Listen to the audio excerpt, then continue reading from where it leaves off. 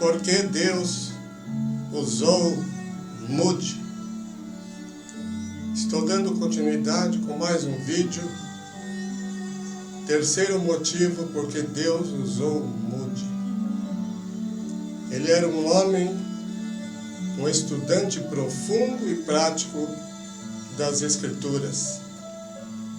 Esta foi a razão porque Deus usou Moody.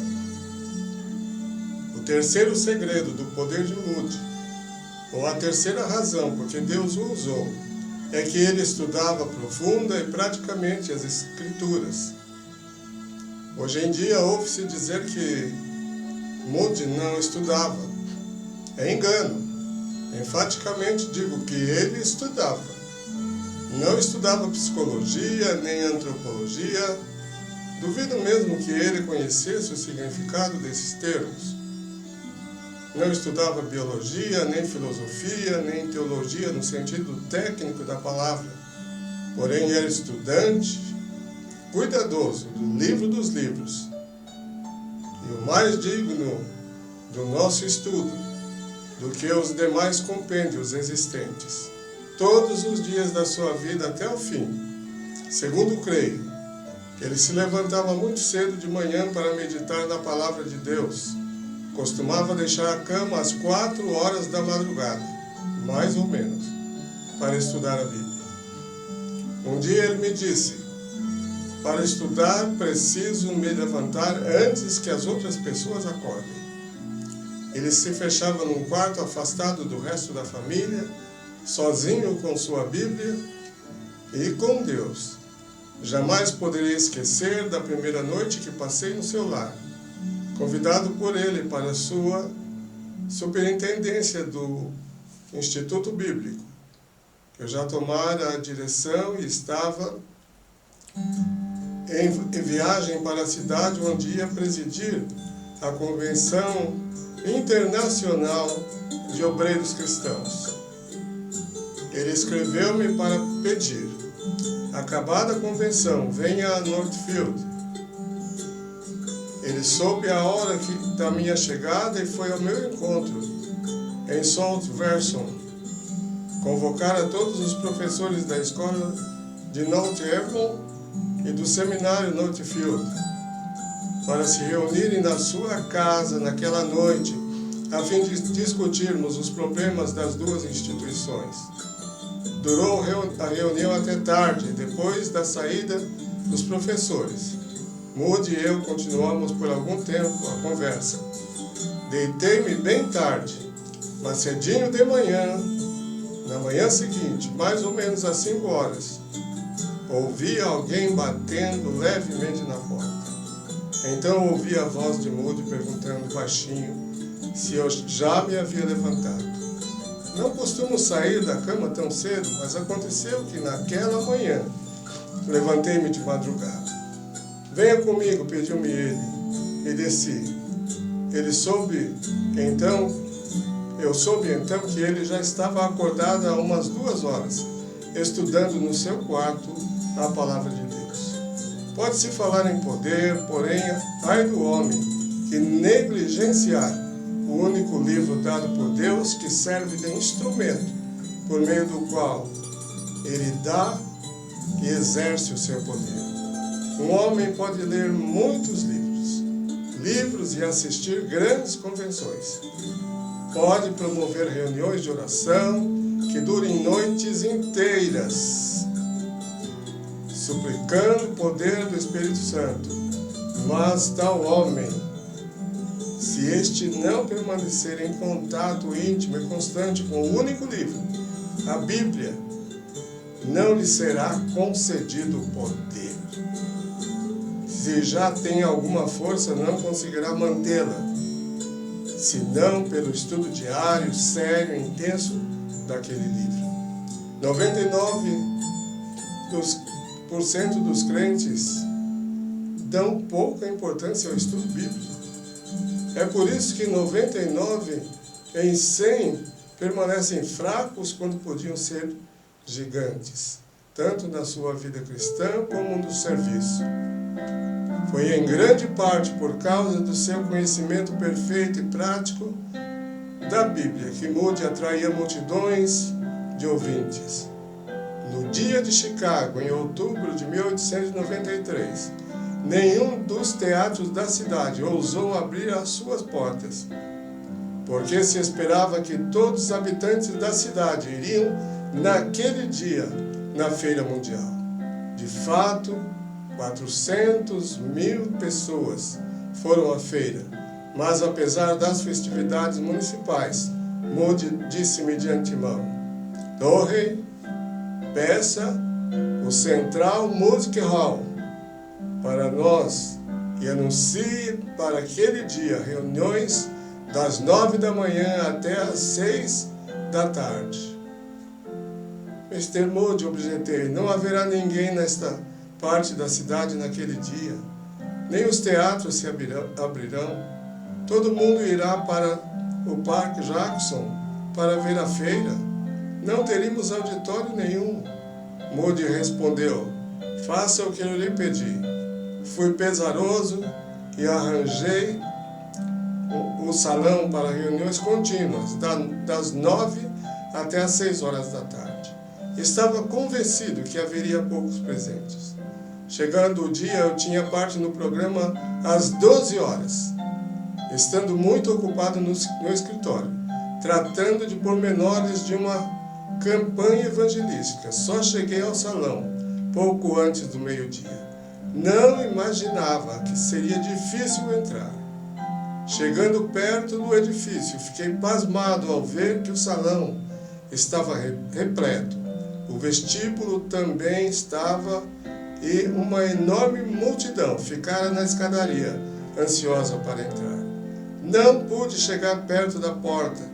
Se não tivesse feito a volta ao edifício e trepado por uma janela, não teria chegado no palco para falar naquela hora marcada. Para o auditório, porém, se eu não fosse, isso teria tido pouca importância. Eles não tinham congregado para ouvir a mim. Foram atraídos pela magia do nome Moody. E por isso que queriam tanto ouvir Moody. Porque sabiam que, embora ele não fosse um homem douto em muitas filosofias e novidades e ideias modernas, ele conhecia o livro que este mundo mais deseja conhecer, a Bíblia. Jamais poderei esquecer a última visita de Moody à cidade de Chicago. Os pastores da cidade mandaram-me a Cincinnati, incumbido de convidá-lo para dirigir uma série de conferências. Em resposta ao convite, Moody disse-me: se quiser arranjar o auditório municipal para as manhãs e tardes da semana, realizaremos os cultos das 10 às 15 horas. Irei, respondeu. O senhor sabe que Chicago é uma cidade muito ocupada nos seus negócios de dia e será impossível homens saírem do seu trabalho às 10 da manhã e às 15 nos dias úteis. Não será melhor realizar as reuniões à noite e no domingo? Não, disse ele. Não desejo atrapalhar o trabalho regular das igrejas. Voltei para Chicago e arranjei o salão, que naqueles tempos era o maior da cidade, e com capacidade para 7.000 pessoas. E pessoas assentadas. E anunciei as reuniões como pedir ao orador. Imediatamente começou a chegar um dilúvio de protestos. Veio um de Marshfield, o rei das indústrias naquele tempo, escritos nestes termos: Mr. Torrey, nós, os negociantes de Chicago, desejamos ouvir Moody. O senhor sabe perfeitamente que nos será impossível assistir a reuniões de manhã e à tarde.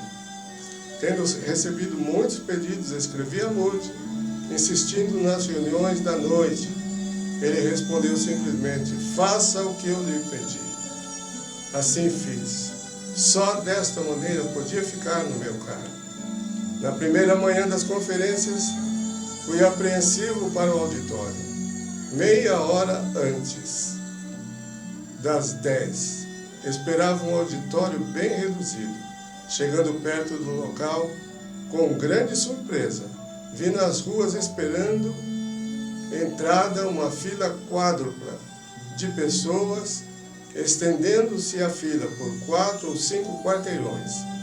Entrei pela porta de trás, onde se achava grande número de homens, pedindo entrada. Quando na hora se abriram as portas, havia um cordão de 20 policiais para reter a multidão. Mas aquela massa de gente não se podia conter, e a polícia ficou impotente diante dela. Antes que pudéssemos fechar as portas, tinham entrado 8.000 pessoas. E acho que igual número ficou fora. Creio que ninguém mais na terra poderia ter atraído tão grande auditório naquela ocasião. Por quê? Era porque Moody, apesar de saber pouco das ciências, da filosofia ou da literatura em geral, conhecia bem o único livro que este mundo perdido quer conhecer. Os homens concorrerão para ouvir quem conhece e prega a Bíblia, mais que qualquer outro orador ou qualquer outro discurso. Durante todos os meses que durou a Feira Mundial de Chicago, ninguém atraía tanta gente. A julgar pelas notícias nos jornais, podia-se pensar que o evento religioso mais relevante daquele período seria o Congresso Mundial de Religiões. Um literato de renome do Oriente foi convidado para falar no Congresso. Ele considerou esse convite a magna oportunidade da sua carreira. Escreveu seu discurso sobre o assunto Novas Luzes sobre as Velhas Doutrinas. Preparou com o máximo cuidado e pediu que seus amigos íntimos e eruditos fizessem a crítica. Eles sugeriram umas pequenas modificações, as quais foram aceitas. O escritor preparou de novo o discurso e de novo pediu aos críticos as suas sugestões. Escrevendo pela terceira vez, ele achava que estava em perfeitas condições, e assim foi falar no Congresso Mundial de Religiões.